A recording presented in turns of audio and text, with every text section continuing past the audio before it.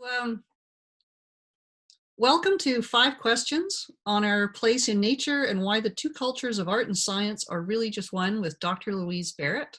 I'm Josephine Mills. I'm the director curator of the University of Lethbridge Art Gallery, and I'm faculty in the Department of Art. And I'm also a research partner with Lou Barrett in Lichen Lab. And Louise is a professor of psychology, and she's also a Canada Research Chair in Cognition, Evolution, and Behavior. What I like to say is that she's a monkey scientist. And so one of the things is that we'll be talking about is why would a curator and a monkey scientist be working together?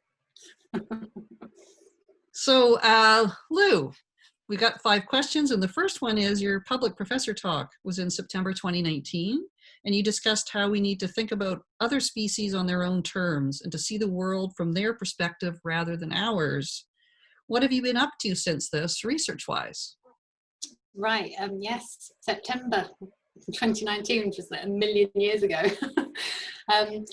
Well, so after the talk, I carried on working on our project on the vervet monkeys continued, and we were studying the effects of drought there, which they just came out of a drought, and we were looking at their recovery, and we've also been able to weigh them. So we published some papers on, the effects of drought on the monkeys, and we looked at their growth curves, which was very interesting. So all was going quite, well. And then we had the pandemic hit, and that put everything, that sort of ruined everything for the moment. So we've had to sort of bring the students home, and the project's kind of shutting down for the moment, which is a little bit depressing, but so that was a tough thing to cope with. But in the meantime, since then, we've been helping our students, the grad students, continue with their work and supporting them, and helping them get through this. And so it's been sort of weird and busy, but and it's been interesting, some of the other things I've done that we'll talk about, I suppose. But it's basically been trying to be endure it and be very full of forbearance, really. You and I have worked with artist Lisa Hermer. She's been a long-term research partner with us. She's an artist based in Guelph, Ontario. She's a social practice artist, and she really addresses things to do with the climate crisis, but also with human response to it. So when the pandemic hit, I very quickly commissioned Lisa to produce a digital work online, responding to just the lockdown and the worldwide pandemic and all of the weird, disturbing things about that experience. And then put you in touch with Lisa and asked you to write an essay about her project. So maybe you could just talk a little bit about what you thought about and comment on your experience working on that. Yeah, that was a wonderful thing that you asked me to do, because I was also, I suppose like everybody else, you just started flailing around and couldn't concentrate, and didn't know what was going on, and just had these weird feelings. And I think everyone had this strange, certainly I think a lot of people here in Lethbridge that I know had this strange feeling that it was a bit like sort of like a snow day. So it was just for a couple of days, it's like, oh, this is like a day off. And then you were sort of waiting for it to be over so that you could start doing what you needed to do again. And it didn't stop, and it didn't stop, and it didn't stop. And then you didn't know what to do. You didn't know what you were meant to be doing. So having a chance to look at Lisa's artwork and then reflect on it and think about how the pandemic was affecting people and how it affected how I thought about our place in nature and the kinds of work I do was really interesting. And then as an example, one of the Lisa's first pieces was about how she suddenly realized that we're just very vulnerable because we have to breathe. The air is now contains something that can really damage us and even kill us, and you can't stop that. You have to have it. So part of that, I just thought, then that maybe reminded me of all these memes that are going around where they say nature is healing, humans are the virus. And I thought that was funny, because it makes you realize, well, if that's the case, it must mean that we think we're not part of nature, because only by assuming that humans don't sit in nature and we're not part of it, and we're not embedded in it, can you say nature is healing? Because if you know that we're part of nature and you think of us as part of nature, you know, hundreds of thousands of people have died. And so you can only think in those terms if you don't see humans as an integral part of nature. And then I realized that's something that we need to change. We are part of nature, and part of the reason why people think pandemics are increasing in frequency is because of this encroachment into and habitat destruction, and the way in which we industrialized nations sort of impinge on nature and replace it with urban dwellings that make it difficult for us to control outbreaks of diseases that cross the species barrier. So that was a really interesting thing to suddenly be given the chance to think about that and to read up about that and learn more about that, and then put it into a sort of essay form. It's not a conventional essay form, because I thought I also wanted to sort of get across this weird feeling of disconnection and how everything comes at you at once, and there are sort of bits and pieces that connect with each other, but you can't really write about them in a linked together coherent way. So third question, because I know it's 5 questions, I got to stick to this. That your ideas on art tell us something about human nature, and that is how we understand what it means to be human. That these ideas have been influenced by the philosopher Alvin Noe. So why exactly are his ideas important to you, and how does this link to a scientific understanding of the world? So Alvin Noe is really, really interesting, because he talks about human activities as organized, that all the things we do, from sort of breastfeeding our children to, you know, running art galleries, are these organized activities by which we engage with others and come to understand other people and work together as a society. And those are sort of ideas that I'm interested in anyway. So I'm interested in, you know, monkey societies and how they are similar and different to human societies.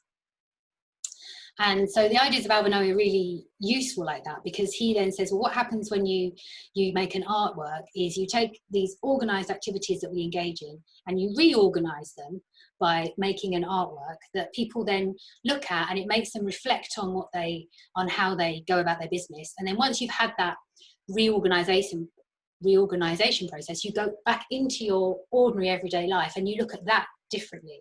So it gives us this means of reflecting on ourselves and deepens our understanding of how we see the world. And I think you can use that quite effectively in a scientific context, that you can use those imaginative, creative ideas, and especially you can use them in teaching to get concepts across. So I think, I mean, one of the things I spoke a little bit about in the public professor talk in September was this notion that when you study monkeys day in, day out, and you're out with them in the field, you realize that days of the week and, you know, clock time mean very little. You start to lose track of those things because the monkeys, they mean nothing to them, and you start operating on monkey time, and then you realize that they don't have clocks and calendars, and how artificial clocks and calendars are, and how we structure our lives around them. And so the in that sense, it's like going out and doing a scientific study is also an organized activity that helps reorganize how you think about the world. And then there's this really brilliant artwork called The Clock, which I know that you love, Christian Marclay, and it's like a 24-hour work where he took clips from all these films in which the time is either shown or people state the time, and he edited them all together into this complete artwork. And then you go and it runs in real time, so when it's 2 o'clock in the film, it's 2 o'clock in the real world, and you go in and you watch as much or as little as you like, and it makes you reflect on time. So I think there's all these shots of cigarettes burning in ashtrays, and it's like that's literally time burning away. And you know, so you're forced to reflect on how you think about time and what time does and how we tell the time. And he also sort of brings up these things to do with the editing process, of how, you know, if you see someone look down at their watch, look down on their wrist, you imagine that the next shot's going to be of a watch. And so he plays with that by saying, like, the shot where the person looks down is black and white, and then the shot where the watch appears is in color, and you realize how he's shifted your perspective on what the editing process is. What looks like a seamless event is really like these snapshots that he stitched together. So I think those things are really useful, because you can get across quite complex ideas to do with things like the nature of time, which would, you know, they involve sort of various kinds of physics, and they're also involved in particular parts of psychology. And you can use these artistic ways of getting the message across that's sort of, you know, very engaging, and then you can go into the scientific detail a bit more. So the Christian Markley, the clock, the first time that I saw it was at the power plant in Toronto. And I mean, I understood theoretically what it is, but I was doing the usual curator thing because we're like the most obnoxiously bad viewers of art there is. And I was like between meetings, hurrying. So I went in and I was like, well, I'll just go and just kind of see it. So like, I've seen it in person. But then of course, partly you get completely sucked in because there's no narrative, there's no beginning, there's no end. But it's really mesmerizing, like that you just get so drawn into it. But then I was also aware that I had to get to another part of Toronto and meet up with somebody. And so I remember actually checking my watch, but it's synchronized with real time. And I'm like, why am I checking my watch? It's telling me that it's 11:30 a.m. and then it's 11:31 and then it's 11:32. So yeah, I really didn't need to do this. But just to, I'm breaking the rules because I do have two more questions, but I'm going to make this 3A so that I stay within 5 questions, or 3B, sorry. Um, is that we also both are big fans of David Hockney, and so, in terms of the Noe and the way that the art can make you see the world differently. So I know you've talked about this quite a bit, both older work that he did with Polaroids, I think, and then the recent work with digital technology. Yeah, I don't know. So the thing that most recent work he's painted, well, it wasn't so much the digital technology, those huge paintings of trees in his native Yorkshire. And when you look at them, I find them just beautiful. And they're just these very mesmerizing photos of these huge trees, these huge spreading crowns. They're very colourful. And I just sort of found a thing online and looked at it, and I got a book of the catalogue for that exhibition. And what I've discovered is, wasn't even thinking of Noe specifically or explicitly in this, but since then, I've been going out, and now we've had, the spring has come and the leaves have come out, and I just find myself looking at trees in this completely different way. I'm just noticing the shapes of the crowns, and I've noticed how the leaves come out and the patterns that the leaves make as they grow out into the crown. And I never really looked at it like that before. And so you just think, yeah, that's the power of art, to like reorganize you, and to make you see the world differently. So that's been really nice to realize that it even affects you when you don't even know it's affecting you until you suddenly realize it. And then the Polaroid thing is very good, because I use those Polaroids, he called them joiners, and they were just sort of, Polaroids that were taken while people were engaged in activity. So they're a bit like cubist paintings. You see someone from various different angles. And so he captures that moment in time, because David Hockney famously said that he didn't like photography because it's like a snapshot. It just captures a single moment in time, whereas a painting is time. It takes you time to paint a painting. So time is in a painting, it's in there, but it's not in a photograph. And then when Polaroid technology came out, he realized he could put time into a photograph by having this succession of snaps. And what's really good about that is there's a James Gibson, who's a psychologist whose work I really base a lot of my work on. He's the father of what's called ecological psychology. What he said was that when you perceive the world, you don't perceive it in like a camera-like way. You don't just get a static image that kind of enters your eye and makes a picture in your head. Perception is actually an activity of your whole body. You explore the world, you look at it from all these different angles, you're like turning it around and you're turning yourself around. And he said that's why you have two eyes in a head on a mobile neck, because that's what perception is. It's your whole body moving around to let you see the world. And you can capture that really nicely if you show someone one of these David Hockney Polaroids or a series of them, because it sort of said, this is what Gibson's saying. It's not it's like an event in time. It's not this series of static snapshots, but he's using static snapshots to do it and kind of subverting it. So it's a really interesting and clever way of getting Gibson's ideas across. So I think and then that really is using art to tell the science, not just sort of as an illustration of science. It actually helps you make the point about a particular scientific theory and framework. Yeah, and I don't know whether I had seen those works before but I got to see them last summer. They were up in an exhibition, but because of having these conversations with you and that I just remember being really blown away when I saw them. So they're like collages. and they sort of overlap. So the one I remember was a couple doing a crossword together. So it's the thing where you're like moving around the table and you're looking at it from different angles, and because you turn the newspaper and that, and so it's capturing it with about, I don't know, about maybe 20 kind of Polaroids sort of partly layered over top of each other. And it's visually really compelling, like that you would look at it and look at it again and spend time looking at it. Yeah, I think that's the one I think I had that actual image in the public professor talk I gave. I think that's the image that I used of the crossword puzzle. So then I have another, and it does kind of tie in. So the one part is just the and then you talk about this in your essay on Lisa Hermer's work, but just the weirdness of time, you know, during the pandemic, during the lockdown and the stay-at-home phase. But the other part is what we're doing now. This and that so because you're an expert in social behavior, that one of the students asked me to put this one to you. The Zoom meetings, they're just exhausting. So at first we are excited, yay, I get to see another live human being or human I know.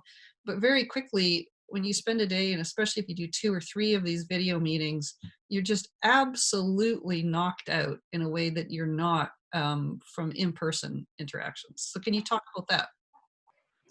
Sure. I mean, I think the reason, as you say, we were all very excited at the beginning because you saw people again. But I also think a lot of it was like we can have a nose at people's houses. Like I'm mainly checking out your bookshelves as we sit here. So, so there's that element to it. But I also think that what happens is when you're in person with people, we forget how much of our non-verbal body language helps cue other people into us, that they understand what we're saying, that they're encouraging us to continue. And it's much harder to get those cues from a video relay, because even with even with the slightest delay, it throws you off. And I think those things can compound through a conversation, that once you start, you sort of have a bit of a delay, and then you hesitate to say the next thing, or you're waiting for the other person to say their thing, and then you both speak together at the same time, and then you say no after you, and then you have another go, and then it goes on like that. And it just, if you're not careful, it gets more and more and more stilted, and you sort of can't get out of that pattern. And I think when you're in person, you're picking up on those cues of people nodding, and they're doing it perfectly coordinated. It's perfectly coordinated, and you're picking it up without even realizing it. And you're also picking up things from people's body posture, those kinds of things. I think the other thing that happens in bigger meetings is we're so used to watching television, and when you have more than one person, say when it gets to about over 4 to get, so once you get over 4 people, I think what happens is the person who's talking, everyone sort of reverts as though they're just watching the television. So everyone becomes much more impassive. So you just sit there and you're just kind of watching, and you don't feel the need to encourage someone and nod and smile and give them feedback. So you just act as though they can't see you, and they're just there for you, as they would be on the television. And that, I think that interferes with it as well. And then I think that makes the person speaking become more and more stiff and stilted and awkward, because you just feel like you're increasingly just talking into the void. You're just talking to these blank faces. And so that's what happens, I think, in a lot of cases, that it becomes very hard to keep natural conversation going. The other thing that I think is really interesting about these things is all these people who say, my husband or my wife, they're now having these work meetings from home. And, I didn't realize that my husband was the kind of person who said, I'll circle back to you on that. Or, like all these sort of things. I was like, I can't believe it. He's, it's like, I don't even know the man I married, or I don't even know the woman I married. And I think what's really interesting about those things is like, I'm really interested in these like ideas of the self and identity. And there's 2 things there. One is this idea that somehow we're, no matter what, we're still meant to have this like one enduring, unchanging self. And that's who we are, and that's who we really are. And in order to be authentic, you have to show that self all the time, everywhere, every day. Otherwise, you're not being authentic. And we all know that's not true, because we all know we have different selves for different situations. So we do have a work self, and we do have a home self. And now these things are coming together, and it's weird that people respond like this, as though and we're sort of forced to confront the fact in real time, because all your selves are happening in one context, whereas normally they happen in these different contexts. And then the other thing I think is interesting, that this notion of authenticity is interesting, because I disagree that you have to give your whole self and all of yourself all the time in order to be authentic. I think you do have a private self that's not the same as your work self, and that private self is not there. You don't have to get it out at work. That's a bit of a performance or a persona that you have, but I think you're quite entitled to have a completely private self that you don't show to everybody, that you just keep for home, and it's nobody's business if you do, and it doesn't make you any less authentic if you have that. So I've also found that very interesting, how people have like these kinds of ideas. It's like it's shattering my idea of who I am, and I don't even know who I am anymore. But I think it's not that. I think we're just suddenly having to confront the fact that we are not enduring selves who just are the same all the time, that we all continually chop and change and adjust to our situation. So that's a really interesting thing that's come out of watching how people deal with their life online, in like when it's massively enforced in this way. So obviously COVID-19, the stay at home, the quarantining, the lockdown has been a very strange and stressful time for people, but people have also discovered that having less to do in terms of being able to get out and about has given them time to reflect and find new interests. Have you discovered any new interests, research-based or otherwise, over the past few months? Well, yes. These kinds of things of online, but I tell you what I have been doing, because I've been reading a lot more, because I've had a lot more time for it, and so I've been reading a lot of fiction, more fiction than I would normally read during the academic year and that kind of thing. And what's been really interesting is I've been reading, and a couple of like with our grad students, I've been reading Angela Carter's Bloody Chamber, these kind of retellings of fairy tales, and that's led on to other books that are retellings of fairy tales. And the pattern that's coming out is they're all about the human animal boundary, and what does it mean to be, they're all about women who shift into foxes or wolves, and they're Beauty and the Beast type stories, where you've got a man who's a beast and who turns into, how does he turn into a man, or does he turn into a man? And so that's been really interesting to hear what other people think of that. And I think the reason that I think it's developing a new interest, I didn't really think it was, right? I thought those are just interesting observations. But I read this fantastic book that everyone should read. It's called, by Sarah Moss. It's called Night Waking, and it's about this woman who lives in a Scottish island, and with her 2 little kids. And there's a sort of parallel story going on about what used to happen on the island in the past. That's interesting, to do with crofters and high levels of infant mortality. It sounds a bit grim when I'm describing it now, but it's really, really good.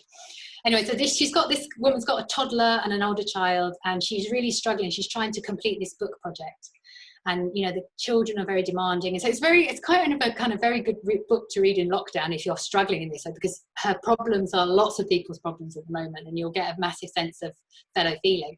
But the other thing she does is she gets more and more, this character gets more and more interested in the history of the islands. And what's beautiful is at the end, she then realizes that she gets more and more upset that she can't complete the project she's meant to do. But at the end, she starts realizing that she's actually been conducting this other research project all the time. And then she ends up going to a conference and presenting those data and presenting her new ideas. And she was just doing it. And it's so cleverly done that you suddenly realize, of course she was doing this all the time. She just couldn't see it for herself. So then I was thinking, no, I have actually been developing this idea of the psychology of fiction reading and writing. And, there's surprisingly little out there about it that's really about the psychology of fiction as fiction. It's sort of like, how do we read? And there's that kind of, all the stuff is like, if you read fiction, does it make you more empathetic? Does it make you more empathic? Does it make you a better person? So, but there's nothing sort of to do with like the psychology of fiction as a organized activity like Noe talks about, and how that feeds back and influences how you deal with your own everyday organized activities. And I mean, Noe's stuff is all concentrated on the visual arts, and it just seemed to me like a massive amount of artistic output is in the literary arts. It's in poetry and writing, and there's no one really sort of dealing with that in a Noe-esque way. So I really sort of think, oh, maybe I've been sort of doing another research project by accident as this pandemic's been going on. So I would sort of say, you know, to everybody who's sort of been saying, oh, you know, it's kind of nice if you've learned other hobbies, like, but, you know, sort of think of them as more than that, that maybe you've been doing a bigger thing than you think you have, because this has given you the chance to reflect and think on things and go about your business in a different way that you wouldn't otherwise have done. So I think it's been an interesting thing to discover about myself as well, that I really do have this interest in it, not just as an escape and something to do with my time that I've got, you know, that's there to fill up now, but as a kind of genuinely deep interest in what it means to be interested in fiction in those kinds of ways, psychologically.